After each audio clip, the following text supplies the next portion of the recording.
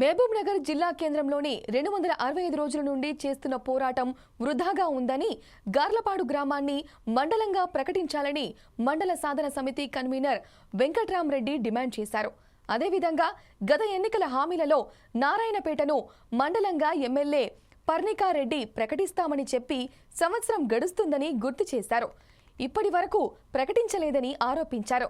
వచ్చే స్థానిక సంస్థల ఎన్నికల నాటికి మండలంగా ప్రకటించకపోతే ఎన్నికలను బహిష్కరిస్తామని ఎద్దేవా చేశారు. అసెంబ్లీ ఎన్నికల తర్వాత పంచాయతీరాజ్ శాఖ మంత్రి సీతక్క తమ నియోజకవర్గంలో నూతన మండలాలు ఏర్పాటు చేసుకున్నారని, కానీ తమ గ్రామాన్ని మండలంగా ఏర్పాటు చేయలేకపోవడం సిగ్గుచేటని విమర్శించారు.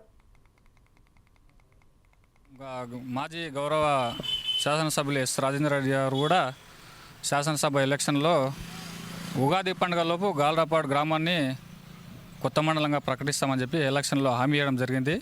దురదృష్టవశాత్తు బీఆర్ఎస్ పార్టీ ఓడిపోవడం జరిగింది. అదేవిధంగా మొన్న మన గౌరవ ఎమ్మెల్యే పర్ణికారెడ్డి మేడం గారు కూడా గాల్రాపాడుకు వచ్చి మరి గాల్రాపాడు నడి ఒడ్డున కూడా మా కాంగ్రెస్ పార్టీకి ఓట్లేసి గెలిపిస్తే మేము కూడా కొత్త మండలంగా గాల్రాపాడు గ్రామాన్ని 100 రోజుల లోపల చేస్తామని చెప్పి కూడా హామీ ఇవ్వడం జరిగింది. అదేవిధంగా మన గౌరవ ముఖ్యమంత్రి రేవంత్ రెడ్డి గారు కూడా నారాయణపేట బహిరంగ సభలో కూడా చెప్పడం జరిగింది. గాల్రాపాడు గ్రామాన్ని అదేవిధంగా కానుకుర్తిని కోటకొండని మండలాలుగా ప్రకటిస్తా అని చెప్పి కూడా హామీ ఇవ్వడం జరిగింది.